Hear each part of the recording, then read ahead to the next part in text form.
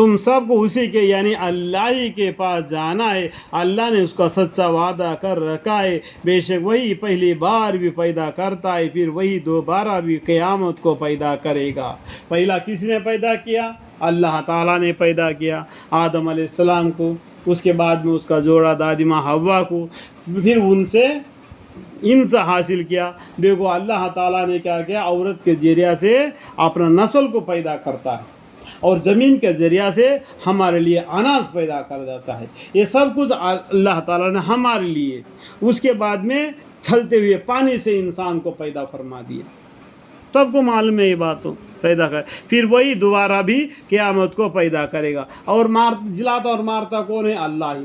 اور مارنے کے بعد کل قیامت کے دن دوبارہ تم کو زندہ اٹھائے گا اور تم سے پوچھ پاچھ ہوگی، تاکہ ایسے لوگوں کو جو کہ ایمان لے آئے اور انہیں نیک کام کے انصاف کے ساتھ پوری سزا دے. الحمدللہ. اور جن لوگوں نے کفر کیا ان کے واسطے آخرت میں کھولتا ہوا پانی پینے کو ملے گا. اللہم اغفری. اور دردناک عذاب ہوگا. اللہم اغفر کی. ان کے کفر کے وجہ سے دنیا میں اپنی کفری زندگی گزار دیا.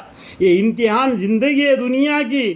یہ دنیا کے پیچھے پڑھ کر اللہ کو بھول جائے گا تو کفر کی زندگی جیے گا.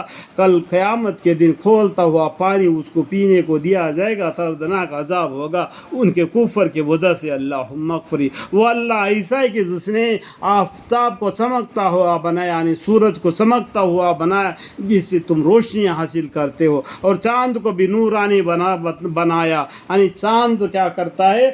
سورج سے روشنی لے جاتا ہے. جب سورج چھپ جاتا ہے چاند نکل جاتا ہے تو اسے ٹھنڈی سی نور حاصل ہو جاتی ہے. سمجھ میں آیا؟ یہ سائنس کی بات ہے، ٹھیک ہے. اور اس کی چال کے لیے منزلیں مقرر کیے. دیکھو چاند کے، ہمارے مسلمانوں کے کیلنڈر کس سے بنتا ہے؟ چاند سے بنتا ہے. اور انگریزیوں کا تو رات کے 12 بجے سے کیلنڈر بنتا ہے، اور ہندو لوگوں کا صبح سورج نکلنے سے بنتا ہے. تو ہمارا حساب کتاب مہینے کا کس سے بنتا ہے؟ چاند سے بنتا ہے.